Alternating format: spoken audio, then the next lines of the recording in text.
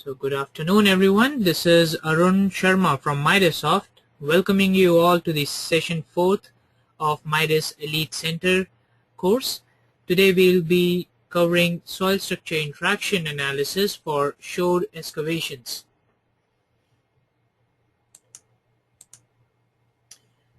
And MIDASoft holds the rights to the material that are shared in this presentation. So without our consent, please don't share or reproduce any material of this presentation. So these are the learning objectives for today's session. At the end of this course, participants will be able to understand the key advantages of utilizing numerical analysis for shored excavation. They will also be able to understand the comparison with conventional design process and the conditions that necessitate the 3D analysis for shored excavation.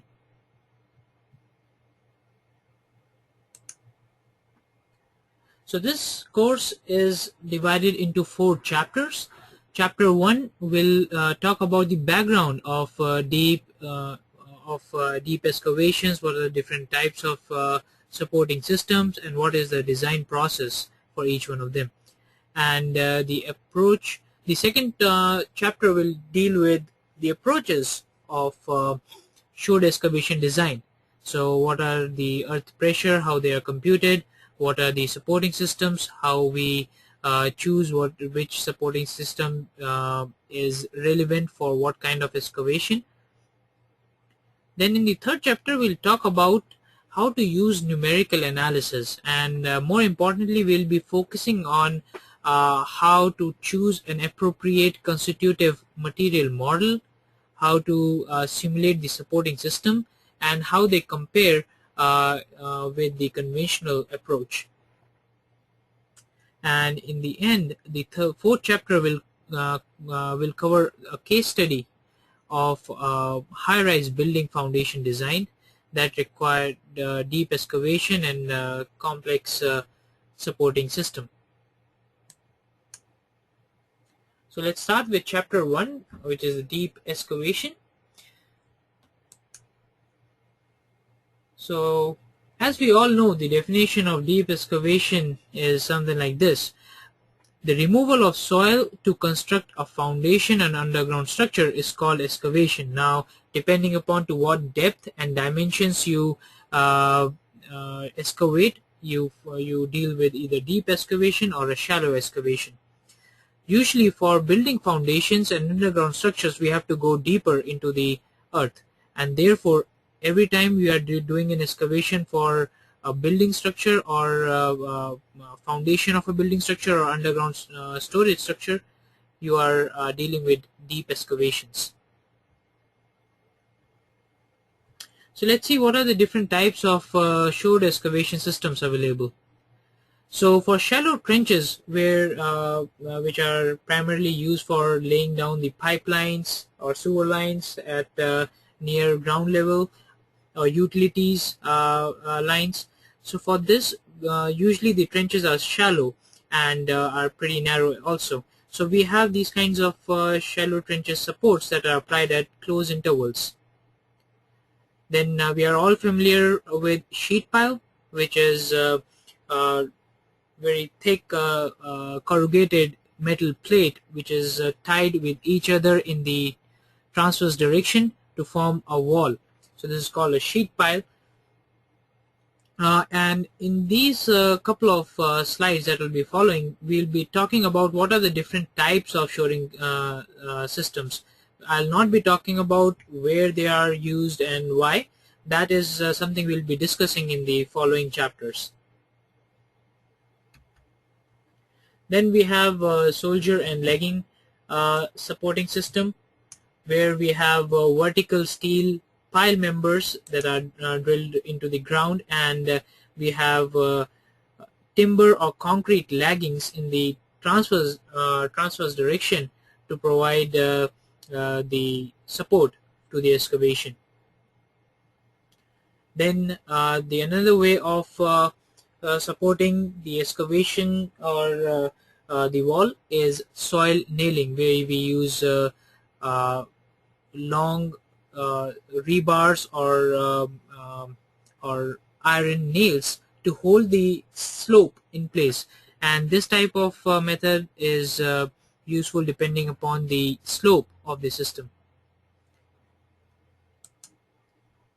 Another method of supporting the excavation is through bracings, like excavation bracings, which are usually used at closed excavation sites.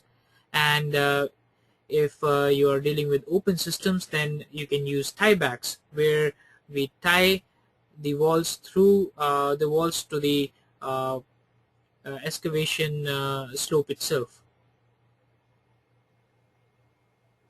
So now let's move on to the design process of these excavation supporting systems. So I'll go through the steps that are involved in the design process one by one, starting with the first step, where we have to select the type of lateral earth pressure that are expected to act on the wall. So usually, as we know, there are three types of lateral earth pressures: earth pressure at active, at rest, and passive. So here you can see the directions where these earth pressures are acting. If this is our supporting system, then behind the supporting system, the earth pressure is considered active. In front, it's passive, and at rest is the earth pressure, which is at a stable strata far away from the actual excavation edge. But some points are to be considered while assessing these pressures. The first point is that most commonly used earth pressures are active and at rest. Then you must consider water pressure at poor drainage sites. So if we don't have a good drainage system at the site, you can assume a huge poor water pressure due to the soil water inside or retained by the soil that can cause additional or increased earth pressure onto the supporting system. And depending upon the codes that you are using, or depending upon the country you are in, you might be required to multiply this factor of safety to the pressure itself to before assessing the design needs. Now let's move on to the step 2, which is to apply external stability checks to ensure the overall stability of the shoring system. So let's see what are the external stability checks. The first one is the passive resistance of shoring system, which is actually the factor of safety against sliding. And as you can see, the empirical formula is pretty straightforward: resisting horizontal forces divided by driving horizontal forces. And the minimum factor of safety required for this stability check is 1.2. Then we have to ensure the safety against overturning with a factor of safety of minimum 1.5. And as you can see, the formula, it is pretty simple, straightforward. It's a ratio of resisting moments to the driving moments. Then let's move on to the third step, where we have to determine the bearing stability of the shoring wall. Now, if this is our retaining wall or the supporting system here, we must check the bearing stability of the soil on which this wall is constructed. It is critical if your wall is based on soil and not on stable rock strata. And the bearing stresses should be checked for both heel as well as toe, because if the system is mobilized and it goes for an overturning failure, then the stresses at the toe would increase and the heel would reduce. So we have to consider the bearing stresses at both locations. Then the bearing stresses are checked against the permissible bearing stresses of the soil, and the minimum factor of safety should be 3. So if you are able to get this check and the factor of safety is 3 or greater than that, then you don't need to consider any settlement control. But if not, then you have to take measures for assessing the settlement that will be occurring underneath the wall, and if there are certain measures to control it. Then the fourth step is to check against global failure. Now, if you look at this diagram here, we talked about the factor of safety against overturning, against sliding, and these are all external factors. But the factors that are beyond our control are actually the settlement of the soil underneath the wall itself and the complete failure of the soil slope. So if the failure occurs something like this, which sweeps out the entire failure surface, then you can't really do anything about it by assessing the factor of safety. So how you can ensure this safety against global failure? So for this type of failure, as we know, is caused due to the soil below the retaining wall, and if you are working on sites which have weak soil strata, or you are working on hillsides, this check is essential. So for this check, you must perform a numerical analysis on these sites. So once you identify that you are working at one of these sensitive sites with poor ground conditions, it automatically calls for a numerical analysis to assess whether the soil or the slope will fail, causing the global failure of the supporting system. And the fifth and the last step for design process is to check the shoring system for its structural stability. So here we need to, it is necessary to check the individual components of your shoring system. If you're working with wall, if you're working with nails, if you're working with tiebacks, if you're working with bracings, you must compute the section size, reinforcement if you're dealing with reinforced concrete, and the length of the members that are needed to give the structural stability to your shoring system. And in order to design these shoring components optimally, you must have accurate design forces. And this is a very big component of the entire design process. If you don't have accurate forces, you will always end up with oversafe structures, and which will be which will not be cost effective. And you will see later on in the following chapters, when the size of the structure increases because you are dealing with deep excavations, then cost of the structure, the time of the construction is a sensitive issue, and that creates a big difference on your bids. So for deep excavations, these parameters are more important as compared to the shallow trenches or shallow excavations. So this brings us to the end of chapter 1. Let me quickly summarize the points we learned here. So deep excavation means removal of soil for foundation and underground structure. Different types of shoring systems are available, like shallow trenches, excavation bracings, tiebacks, sheet piles, soil nails, soldier piles and lagging. And different shoring systems are used based on different site requirements. The design process of the shoring system includes: step 1, governing lateral pressure determination, which is usually active or at rest earth pressure.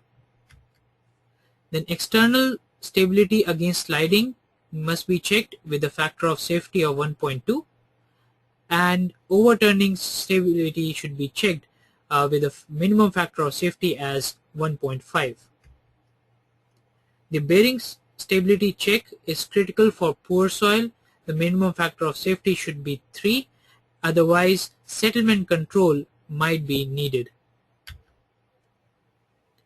Global failure check at hillside and soft grounds and unstable strata is needed, so for which you need to perform numerical analysis.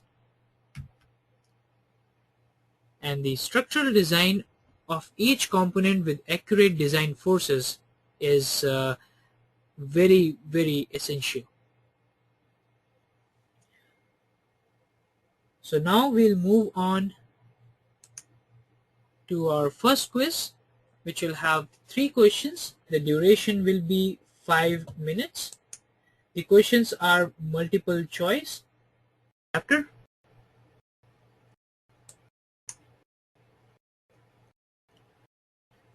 Where we will be talking about the different approaches for shore excavation design.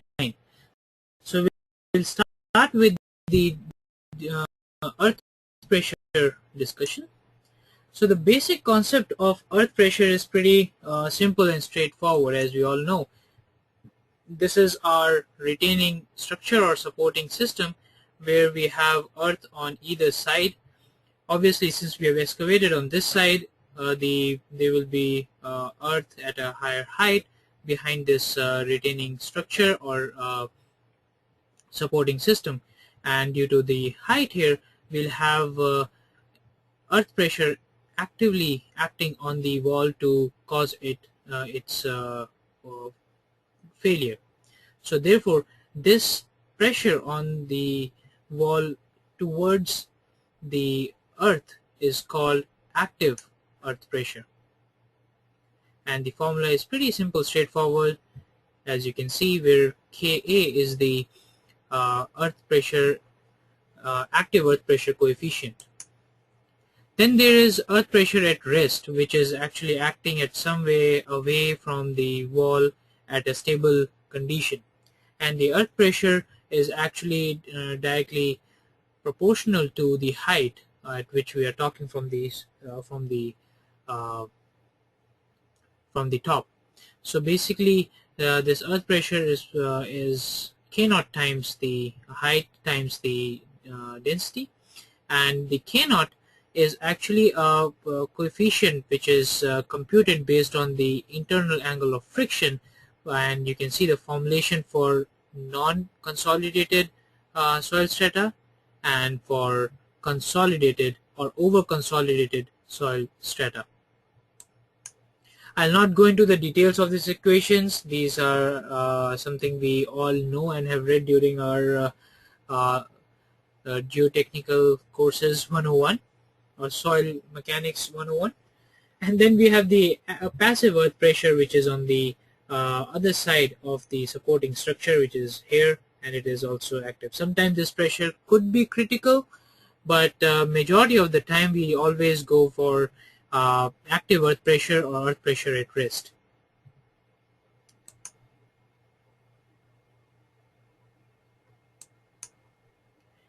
Then the apparent earth pressure diagram that were proposed by Tergazzi and Peck in 1967 and 1969, we found that for the supporting structure, depending upon the soil strata, the pressure definition is different.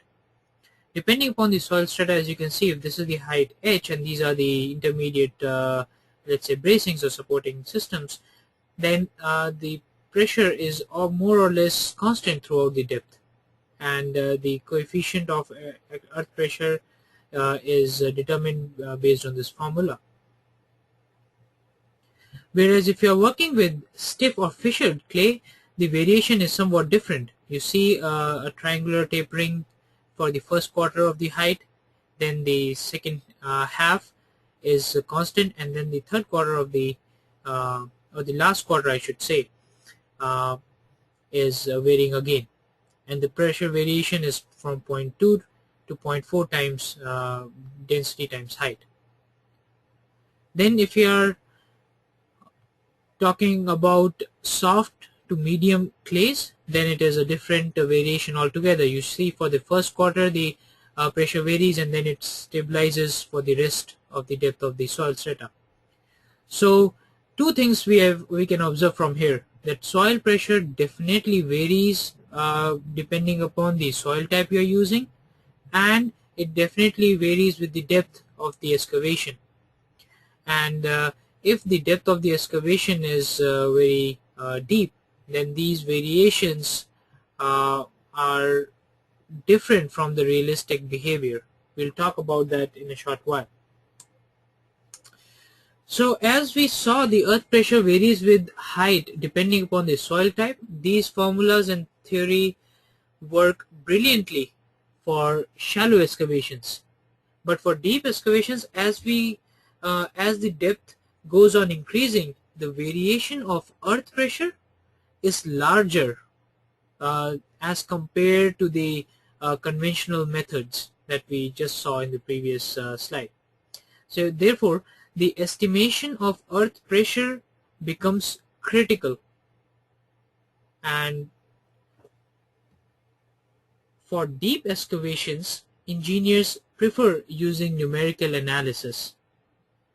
So this is the first time we are introducing you to numerical analysis, and you must understand that earth pressure is a critical component of the entire design process. So let us see how the two methods are different.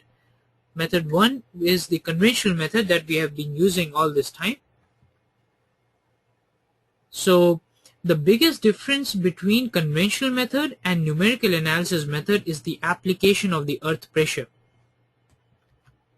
So under conventional method, the earth pressure is basically an input parameter. Engineer has to calculate the earth pressure depending upon the formula you just saw in the previous slide, and then apply that earth pressure to the wall, and we are basically doing the structural stability design of the supporting system based on that earth pressure. This method has been used very extensively and for a really long time, and it works brilliantly, like I said, for shallow foundations or shallow excavations. But let's see what is numerical analysis all about. So numerical analysis, the earth pressure is actually the output result. So this is from after the numerical analysis you will obtain earth pressure, whereas in conventional method you input earth pressure. So engineer has to create mesh for ground as well as for the wall, and then assign a constitutive material model for the soil, and the stress and strains are calculated based on constitutive model and external loads that are applied. And after analysis, engineer can obtain stresses or earth pressure for each direction. So you must be wondering why we have to do numerical analysis when we can easily compute the earth pressure from the previously discussed formula.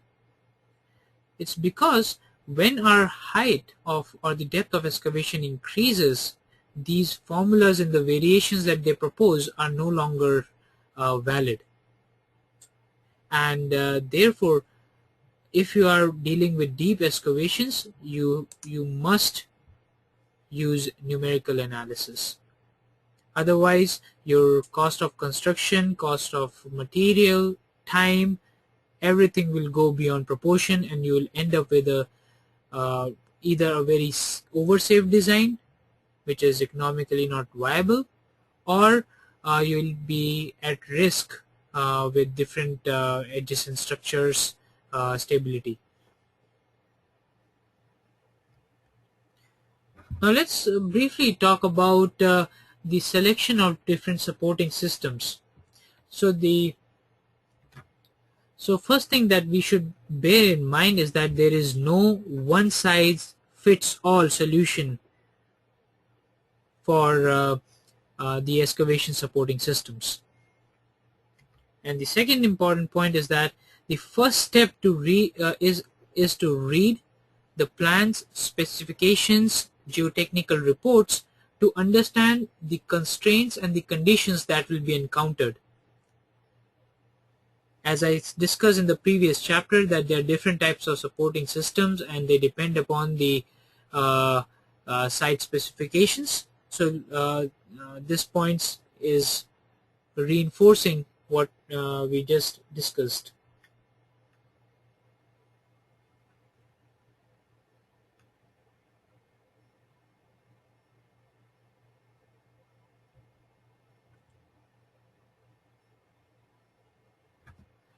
Then let's talk about shallow trenches. There are temporary support methods such as trench boxes, shoring bracing system, or hydraulic shoring systems can be utilized for the support. I am getting some comments from our users, so sorry, from our attendees. So I'll be going over these questions in a little while because I have moved on with the session.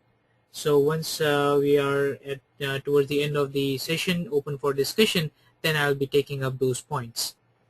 But don't hesitate to keep your questions till the end. Keep sending it to us and we'll be going over them towards the end of the session. Thank you. Now resuming the presentation here. So let's talk about trench boxes, where we should use trench boxes and where other types of supporting systems are sufficient. So trench boxes are basically used when you have to get your workers down in the trench to set things up, such as laying of pipelines or utility lines or some fixtures that you have to apply.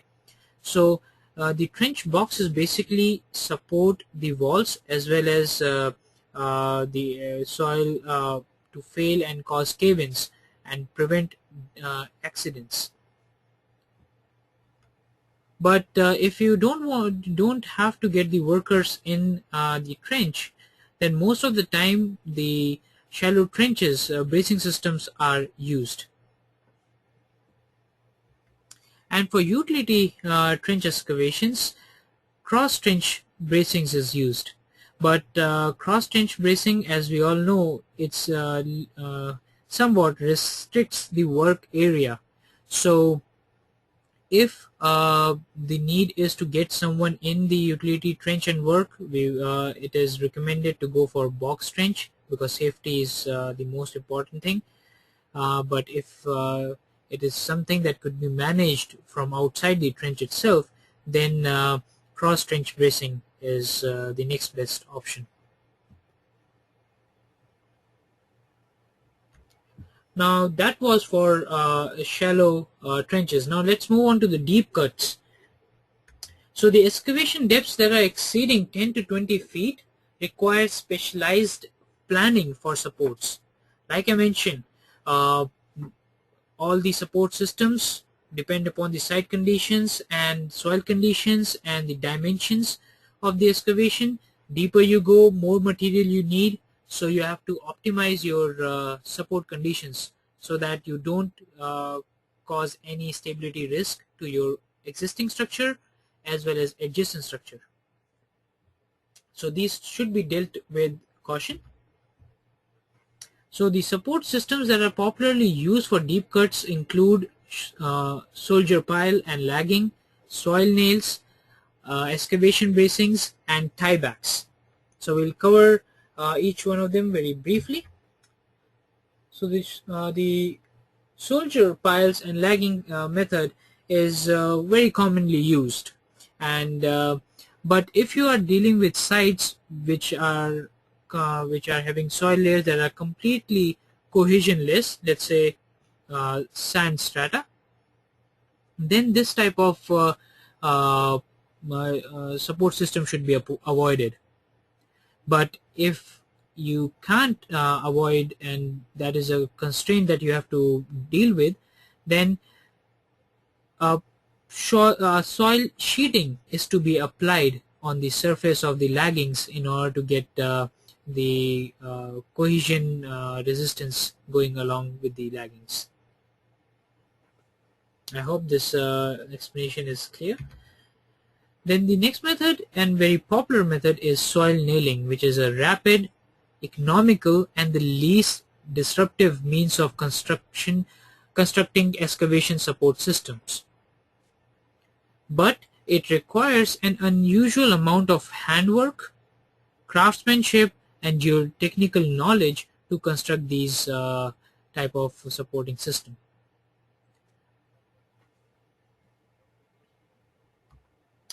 For narrow excavations, excavation bracings with internal struts are most appropriate because they are narrow in nature and they are deep. You can't really go in and do soil nailing, so it is better to have internal struts to provide the required support. Then another way of providing the support, and a very popular one, is anchors or tiebacks. Now the advantage of using anchors and tiebacks is that they eliminate any kind of obstruction in the excavation, and if you are applying struts to open excavation sites, then you are actually limiting your work scope and causing obstruction. So if you are dealing with open or closed excavation sites and you can do without struts, I would say it is better to go with tiebacks. And tieback systems are generally very successful in preventing the movement of the excavation walls.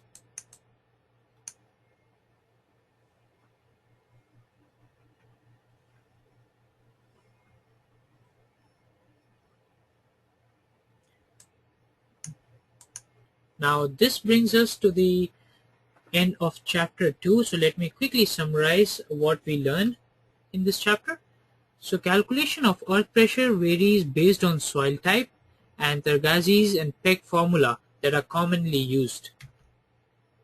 Design of shoring system as per conventional method involves earth pressure as an input parameter that is calculated based on the prevalent formula. Design of shoring system as per numerical analysis uses constitutive material models as per soil conditions and gives earth pressure as an output for structural design or check of the shoring system.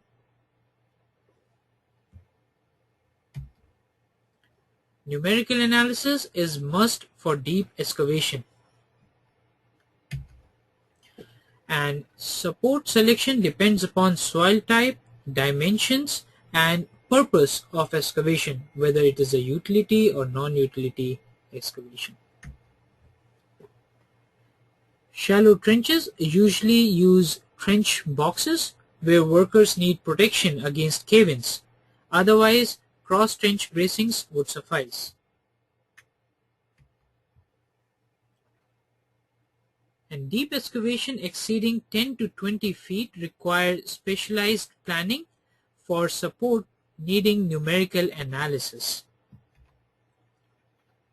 And finally, tiebacks eliminate obstruction and prevent wall movement, while strut should be used only for narrow excavation where tiebacks can be installed.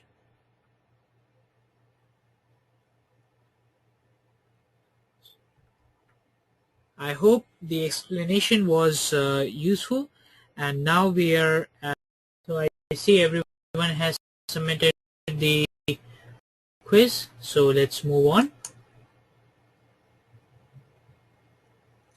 So let's move on to the chapter number 3, that how to use numerical analysis for performing the deep excavation supporting system design. So let's start with the constitutive material model. As you can see from the slide, there are different types of material models, and they are used for different to simulate different behavior depending upon the soil.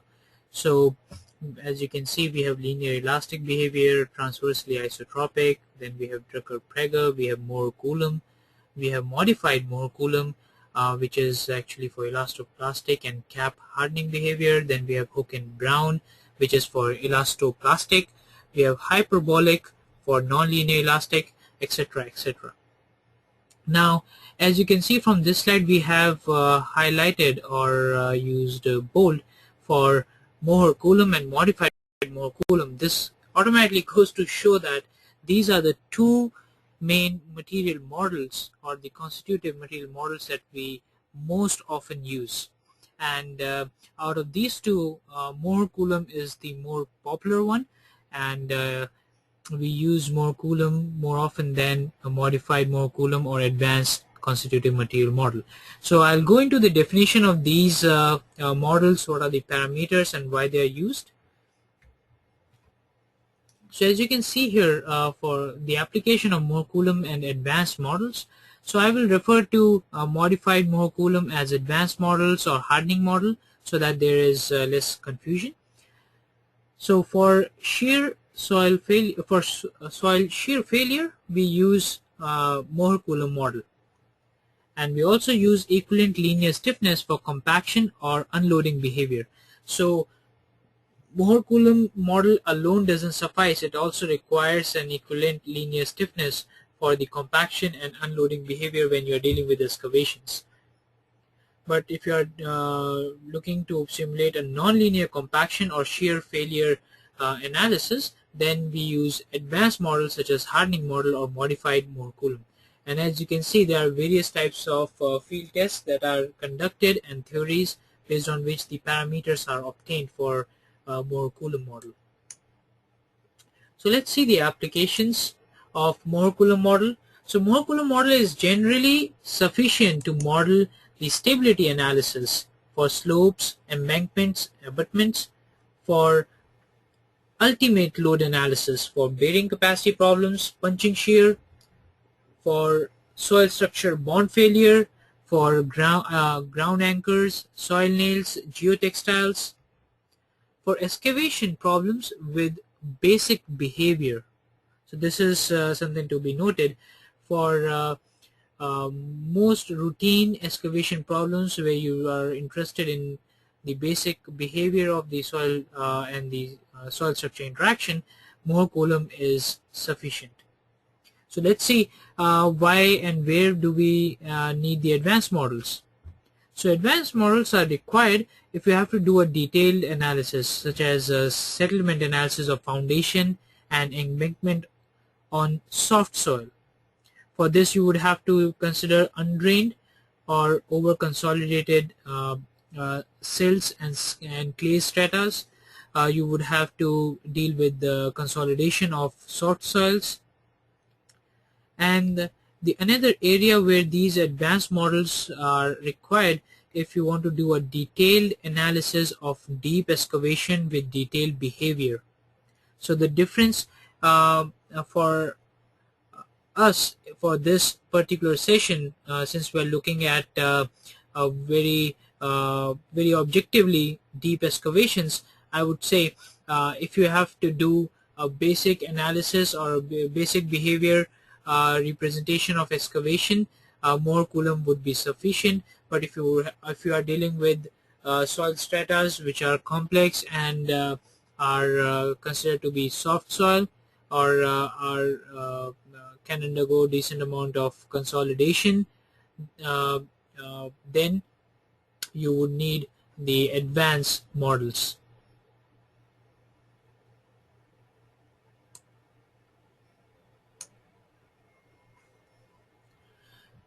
So here you can see there are different stiffness parameters for the advanced constitutive model. So I'll not go into all these details, but I'll just briefly mention some points that are of relevance to most of the geotechnical engineers. So there are different types of modulus of elasticity for soil, or Young's modulus, and as you can see they are denoted as E50, EOID, and EUR. So E50, as you can see, it's the secant Young's modulus at 50% of shear failure in the triaxial test carried out under reference pressure Pref. So Mohr Coulomb model in itself largely uses E50 as the modulus of elasticity. Then there is EOED, which is actually the tangential odometer modulus at reference pressure. So for this we have to perform odometer test, primary loading, and then we have EUR, which is unloading and reloading Young's modulus. and again at reference pressure. So there are different guidelines when you're dealing with different types of soil types. You should use different type of Young's modulus. So these are all the parameters that you have to throw in advanced constitutive material models. If you're dealing with Mohr Coulomb alone, then largely you would be using E50. Then there are additional parameters that are required to complete the definition of advanced material models, and you can see they are determined based on different types of field tests that are accounted for. So since there are so many tests and so many parameters that you have to account for, so what are the advantages of doing all this as compared to Mohr Coulomb? So the advantages are that advanced material models show better nonlinear formulation of soil behavior in general, and you can use for both soft soils and harder types of soil, whereas Mohr Coulomb goes well with the harder types of soils where there is no significant consolidation or settlement occurring. Then there is a distinction between primary loading and unloading and reloading.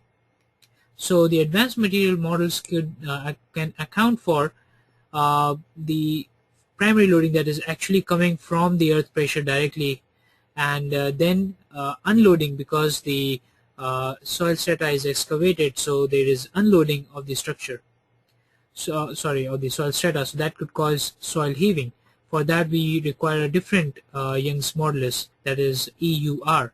So Mohr Coulomb uses just one E50, whereas advanced material models use E50, EUR wherever it is needed.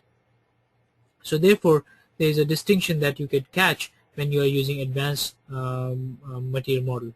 Then the stress history of pre-consolidation stresses could be accounted for when you are dealing with using advanced material models, and different stiffnesses for different stress paths based on the standard test. This is just what I discussed about the different Young's modulus.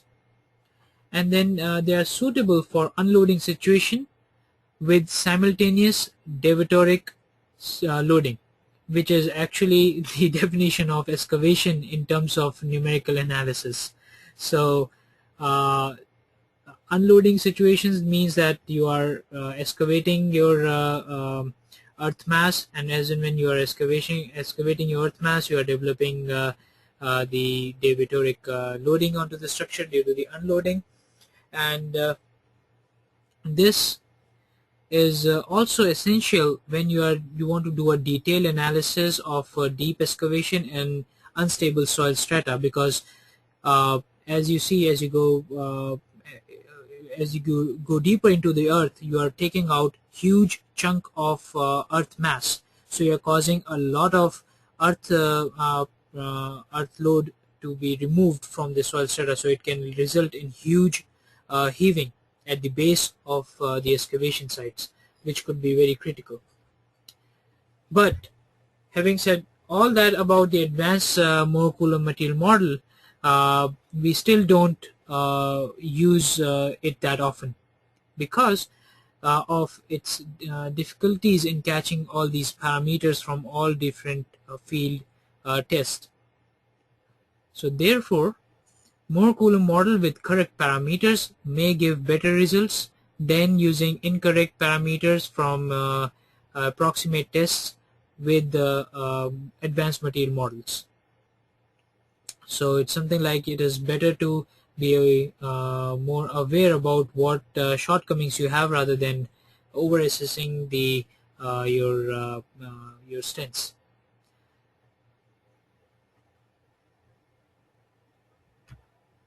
So let's see how the material actually behaves in excavation process. So first of all, there is a huge unloading due to excavation, like I just mentioned. Vertical unloading due to removal of the earth mass, at the excavation bottom, and then there is horizontal unloading behind the wall, and that may be accompanied with plastic shear failure. Then we have primary loading due to pre-stressing. So if you are dealing with the tiebacks which are bonded or which are pre-stressed, then there is a primary pre-stressing force that is exerted. Then the modified Mohr-Coulomb method is preferred because of its ability to account for non-linear elastic unloading and reloading, its ability to account for shear plasticity due to a horizontal unloading, and stiffness for better prediction of trough settlement. So I can imagine that this was a lot of information in a very short time interval. So what I'm trying to do here is summarize the material behavior that we just discussed in bullet points and very precise notes formation. So Mohr-Coulomb gives unrealistic deformations provided you are working with unstable soil strata. Otherwise, you are good to go with Mohr-Coulomb. Now, why we say it gives unrealistic deformations? Because it uses single E value, which is Young's modulus, and fails to cater the complex materials at various zones. It leads to overestimation over the bottom heave, and sometimes the heave of the soil, sometimes heave of soil occurs behind the wall also. Which is hard to account for, and this is what Mohr-Coulomb does, that if there is an unloading, then it will cause a huge heaving without even realizing that there is a wall to support it directly.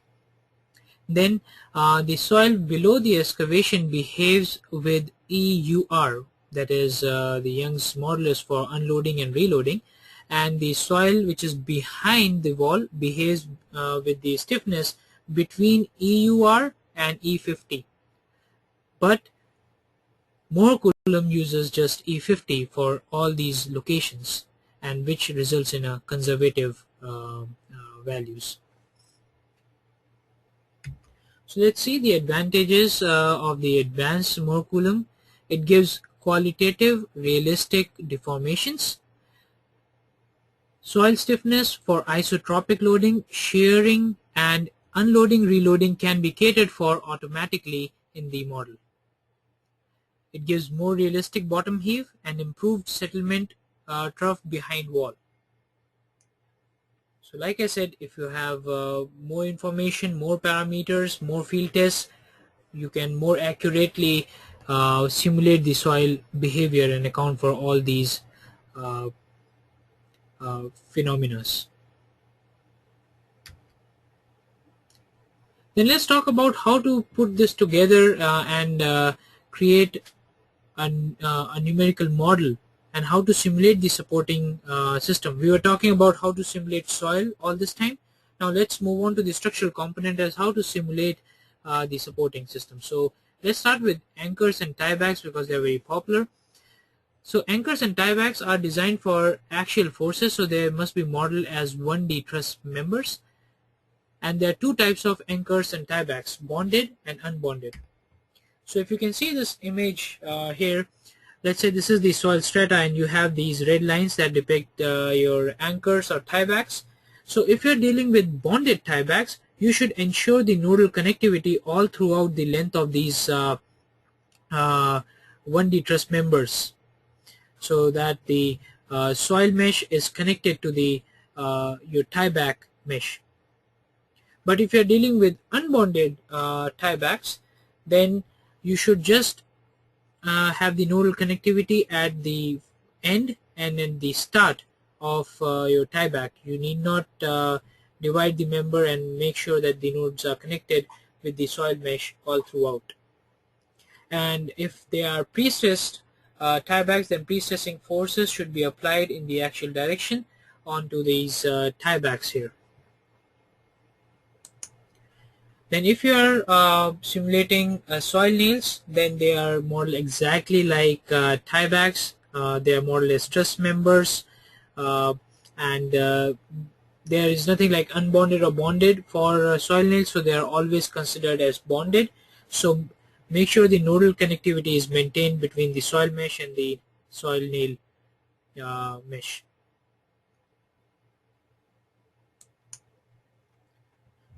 Then excavation bracing.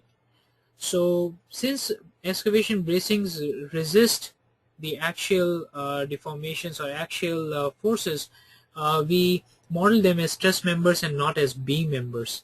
And since we are modeling them as truss members and there is actually nothing outside the plane to support it, therefore if you divide this member into number of smaller pieces or number of smaller members, then this will cause errors in your analysis.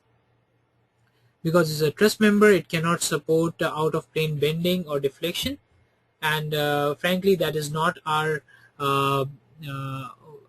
interest to determine the bending of the struts. So therefore we are using truss members. So make sure that you don't divide them as you model in the soil nails or tiebacks.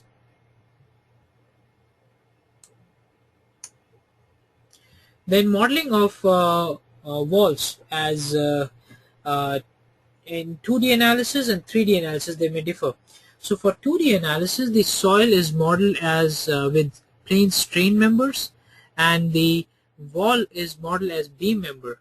Now why we are modeling the wall as beam here is that, and not as truss, because we are interested in the bending moments, we are interested in the axial force, we are interested in the shear force or the shear effects in the wall.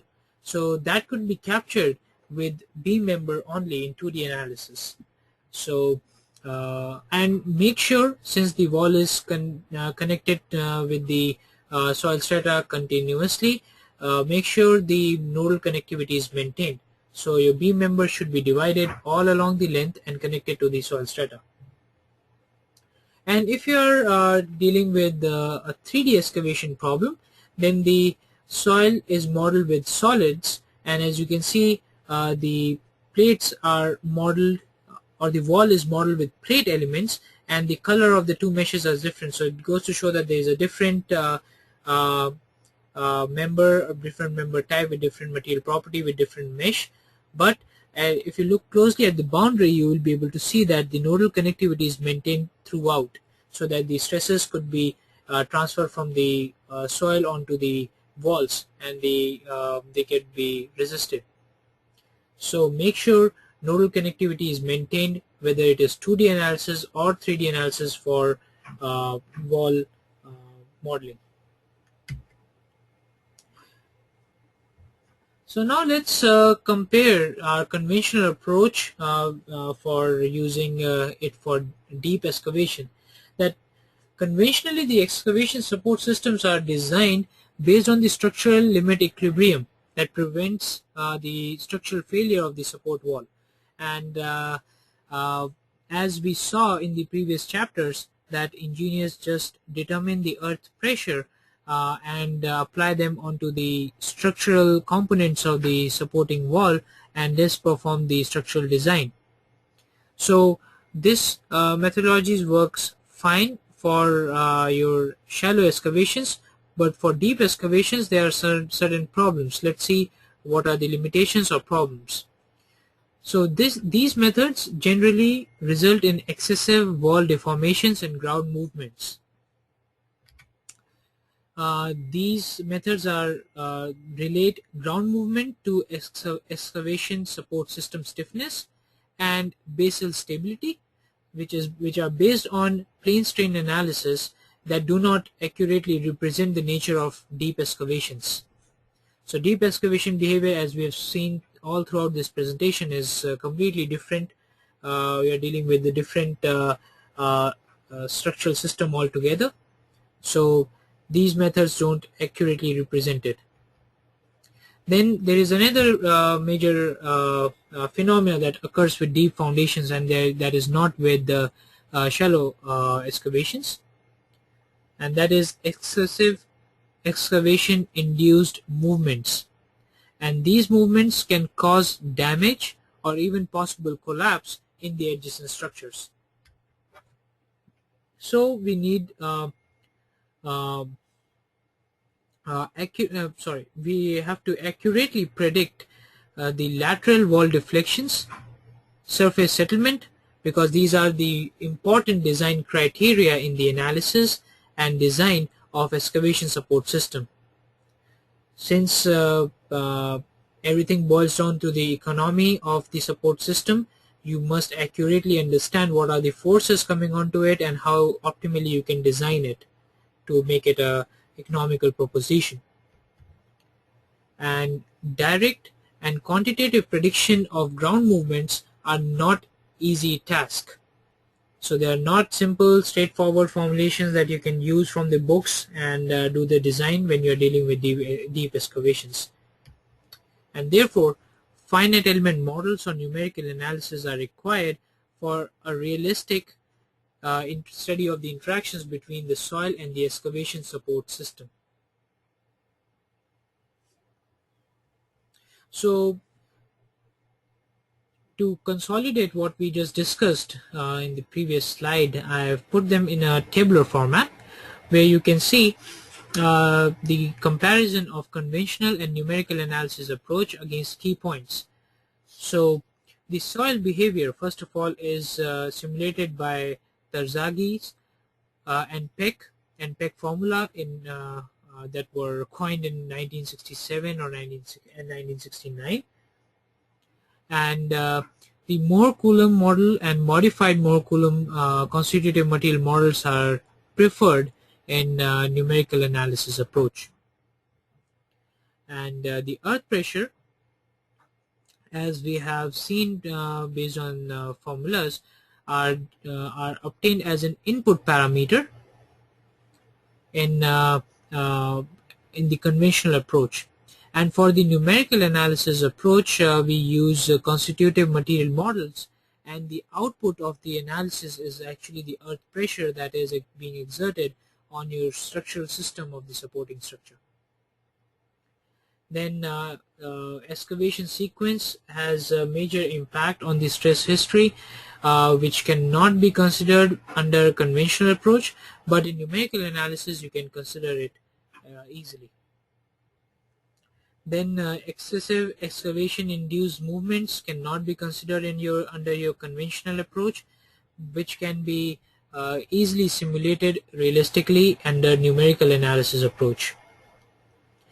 And settlement of soil related to the support is you cannot it's not possible to account for this kind of relative settlement using conventional approach, because the formulas are not tuned to accommodate these kinds of variations.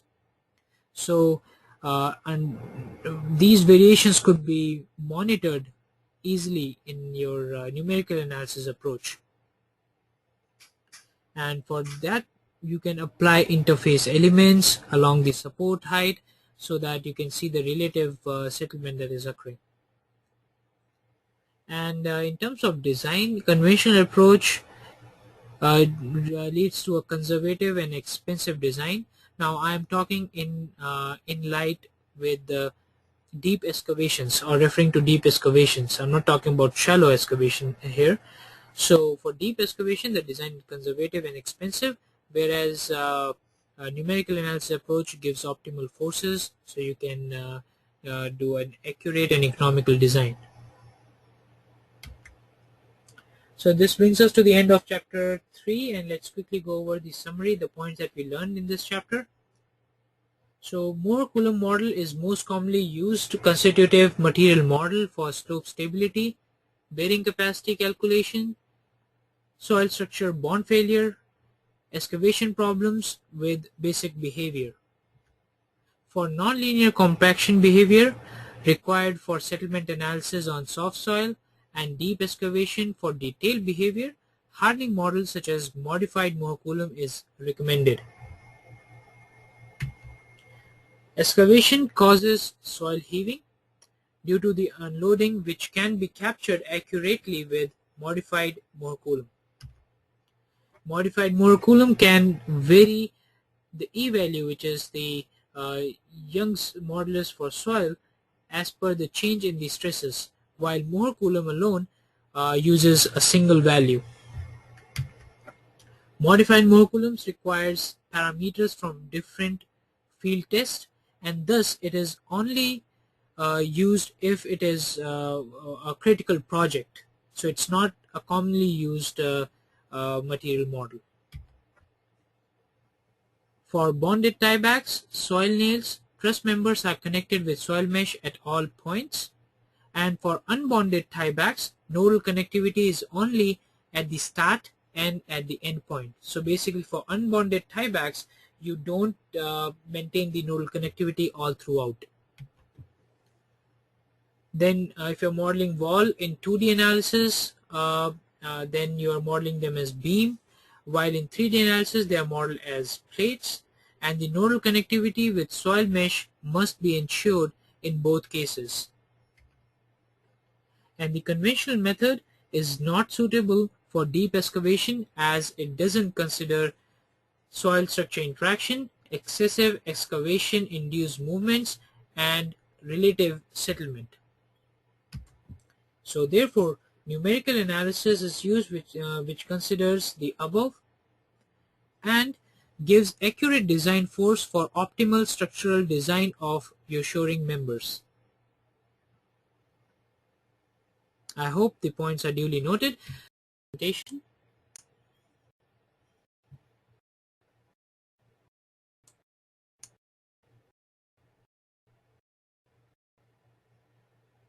So this brings us to the last chapter of this session, where we'll be talking about the deep excavation for a high-rise building construction. So this is the case study that we'll be covering today. The building that is being constructed is called Odeon Tower. The designers are Stoltanchi Bacchi and Vinci Construction in France. And the details of the site are something like this. The structure would be 170 meter in height, and it has 10 underground parking levels. So basically the requirement for the excavation would be about 130 feet approximately, which is 42 meter. And this project, as you can see from the site itself, is carried out on extremely steep sloping land, and it is very unsymmetric, and you can see the area is highly urbanized and densely populated, and between in that area with the sloping profile or the sloping terrain, they had to construct this building. So it is an unusual project. Like I mentioned, it is a 48 stories in a highly urbanized environment, and this building will be placed right in the center of this community, and it requires the clearing of about a dozen houses in the area, and then they have to cut through the rock slopes, which are considered to be stable enough, but still there is a huge excavation requirement for this particular structure. Once completed, this building would be the tallest building in Monaco and one of the biggest or the tallest buildings in France. We have 70 meters of excavation that is underground, and the total story height is 150.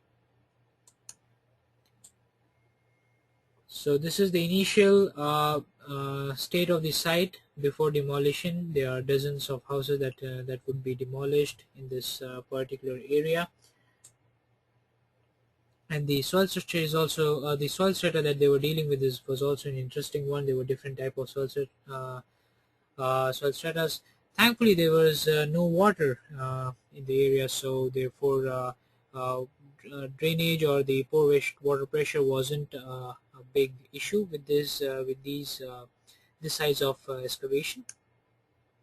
And here you can see this is a glimpse of tie anchors being applied, and for this they are using micropiles. So basically the work on this site began in 2009, and the complete structure would be ready in 2014 in July.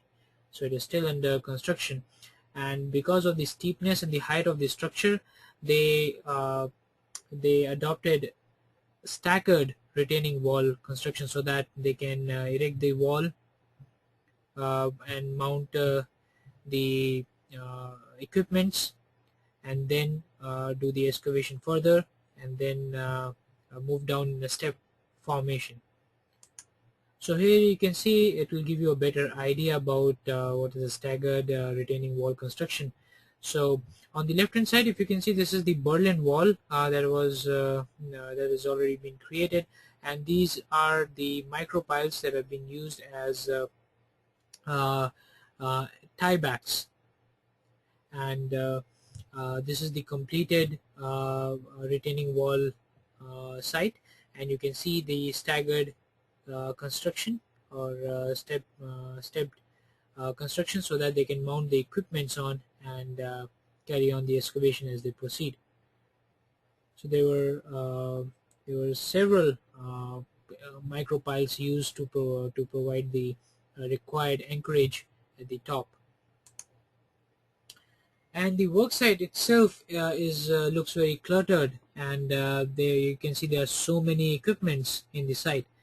And since it's a very sensitive project, so uh, engineers or designers couldn't take any chances, so they had established all sorts of equipments to ensure the construction of the wall is in plumb. So they had uh, piezometers, they had extensometers, they had inclinometers, they had different targets that they were constantly monitoring uh, for any kind of settlement or movement, and monitoring the creep and shrinkage of the wall. So the site was extremely cluttered, and therefore once they were doing a certain level of excavation, then they had to move everything and set it up again. So it was a very challenging project site to work on. And when we are talking about these instruments or equipments, they are not miniature tools that like a palm top that could be just kept anywhere on the site. They were full size equipments, and every time the excavation was proceeded, they had to move them and set it up. So the whatever space they had was already being used up by the equipments that were there, and on top of that, the access to this site was made possible only by a one-way street. So a one-way street in such a site, and that too, they had to block the street from 7 p.m. in the night time to 7 a.m. and during that time they have to unload all the material that they would need for that days of activity. All the equipments were brought in during that time, set it up, and then they were not allowed to use the street thereafter. And during that time, they used to focus on the construction. So they had to manage the time very well, otherwise it would blow out of proportion in terms of construction cost. So this is a schematic diagram of the retaining system that was adopted. There was a layer of soft soil, so they had to go for fiberglass anchors also, and then there were staggered retaining walls, as you can see, with micro piles to performing the work of tieback anchors. And you can see there, so basically here there was a combination of different types of supporting systems: tiebacks, retaining walls, and the strut supports when the excavation was being carried out in the confined area. So there were different equipments and different methods used.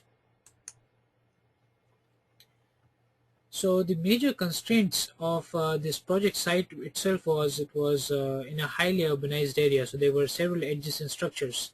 So there was the neighborhood was densely populated. There were schools and the other community centers and active areas where the foundations were there, and they cannot afford to disturb the foundation of the adjacent structures.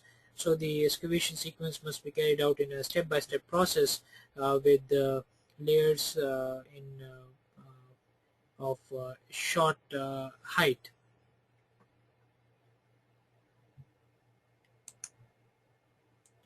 So basically, what were the objectives for 3D finite element from this for this particular project?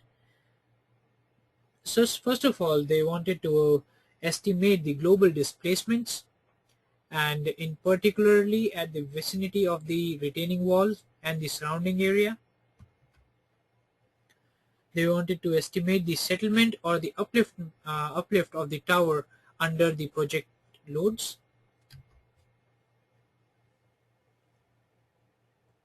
They want to appreciate the global behavior of the structure by taking into account the 3D effects like arching effects and the upstream of the walls. They had to validate all different types of ground support systems that they were using, if they are working as expected or not. And then they have to check the overall stability. So basically, all this pointed towards a 3D finite element model because they wanted to achieve the global displacement, settlement, the uplift pressure, the global effects like arching of the upstreams of the walls. Then they have to validate these type of ground supporting system that they are using, and they have to check for the overall stability. Would the entire slope kind of slide, taking the excavation or the retaining or the supporting structure with it? So that all that pointed towards the 3D finite element analysis or numerical analysis. So let me briefly go over the project details once again. The tower building, the building tower is 160-meter high, 10 levels in basement. Retaining structures include 15-meter of high shoulder micropile walls with 48 micropiles, 20-meter high shoulder pile wall with 22 piles, 50 millimeter thick of deep diaphragm wall, and which are 38 meter in height, and 366 pre-stress anchors were used.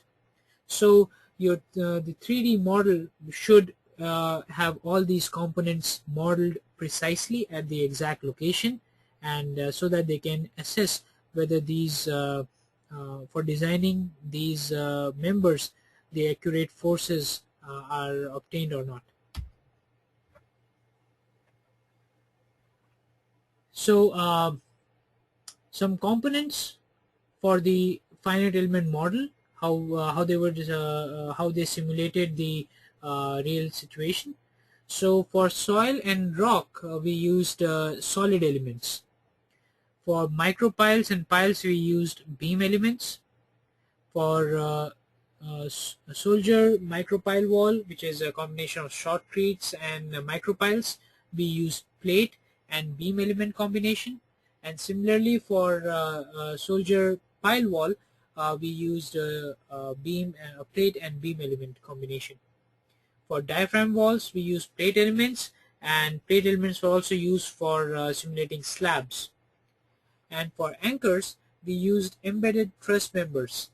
And for free part or unbonded anchors, we disconnected them from the solid mesh, and for fixed anchors or bonded anchors, we connected them to the solid mesh, ensuring the nodal connectivity.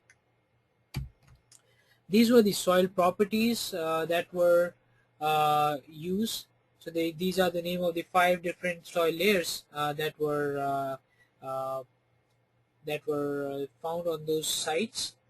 And Mohr-Coulomb model was actually used for simulating the constitutive behavior of these soil layers. So we didn't use modified Mohr-Coulomb at this site because Mohr-Coulomb was sufficient to give the accurate results that were needed. So this is the finite element model, as you can see. So there were some villas, high schools, and other structures in the close vicinity, and this was the ODN excavation that was to be performed, and this is a full-blown finite element model. and you can see the nodal connectivity being maintained as the excavation is proceeded. And these are the different components of the finite element model. If you pull them out separately, so you can see the slabs here, the diaphragm walls, the surrounding walls created with plate elements. You can see the micropiles and the piles and anchors that were modeled. You can see the diaphragm wall, actually that is the wall that was surrounding it, and the barrettes that were like thick walls continuing from the from the foundation to the top. So all different components were modeled as they were observed, or they were to behave on the site. And then the construction was carried out in different stages. So first stage was the stress field initialization, which is the stable soil strata with no excavation happening just yet. Then we set up the soldier micropile wall. Then we did the excavation and activated the pre-stressed anchors. Then we set up the soldier pile wall, and then we did the excavation and activated the pre-stressing anchors. Then we set up the diaphragm walls, barrettes and buttresses. Then excavated and activated the pre-stressing anchors. So everything went in a step-by-step process, and then we proceed with the excavation and activation of basement levels and the application of the gravitational load on the barrettes. Then the slabs were activated, which were the structural component, and then the service loads were applied on top of them. So once these stages were formulated and thrown into the numerical analysis model, the results were obtained as shown here. So you can see the horizontal displacement of the soil strata when you are doing the excavation. You can see the vertical displacement. You can see the vertical displacements of the walls that were there. You can also see the plastic zones that are happening behind the backfill of the retaining structures. So all the results that were needed could be formulated through numerical analysis model, and all these inputs were thrown in one model, and in one run the results were extracted. For those of you who are curious that what tool was used to simulate this deep excavation problem for the foundation and the construction of the Odeon Tower, so let me share the software name with you. It was MIDASoft. Sorry, pardon me. It was Midas GTS that was used for the geotechnical investigation and modeling the full-blown finite element model in 3D to estimate the horizontal, vertical displacements and the forces in the members. So this concludes the session for today, and before we leave, I would like to remind you that the next session that is coming up next week, it's on coupled analysis and seismic design application. It will be on September 18th, and the time will be 3 p.m. Eastern Daylight Time. Thanks a lot for joining in today. This is Arun Sharma from MIDASoft signing off. Have a great day ahead. Thank you.